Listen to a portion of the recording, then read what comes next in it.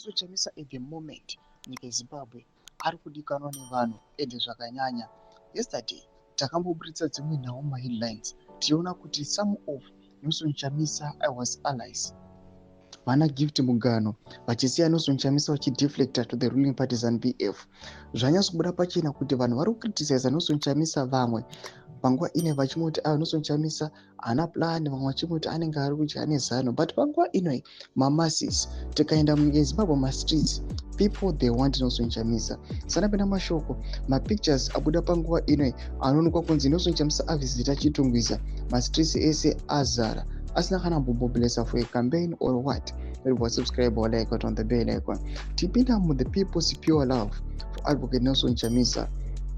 Topita pa hindo X ya muri kuona unobuda chiposta chiti apo sima images amuri kuona ayo obuda nyara chiti the people's president advocate Nelson Chamisa visited Chitungwiza to honor the late elder Meshach Mawire 86, a true citizen champion.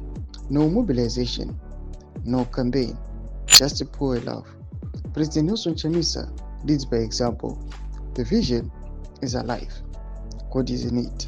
Thomas kwanobuda nyoko panguva ino atiri kuona kuti vanhu vakawanda vaposta this poster vachiona Nelson Chamisa aitotadza kutofamba chaiko, vanhu vakazara vachida kumuona, vangada kumubata, vangada kutaura naye, vangoda kungomugreeta chaiko.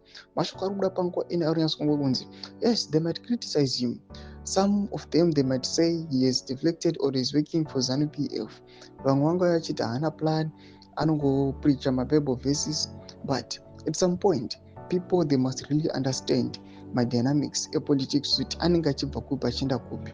Like now tikaona some of the people vari kumusiya vachideflecta the ruling party ZANU-PF, which means Nelson Chamisa must be careful nemamoves nemadecisions anoita just because people surrounding him they no longer love him, or people who are surrounding him they are not the true people from the opposition. Pane comment section medu uzofungura aim at kuipa pamusoro pechitiko ichi. Subscribe or like, check on the bell icon.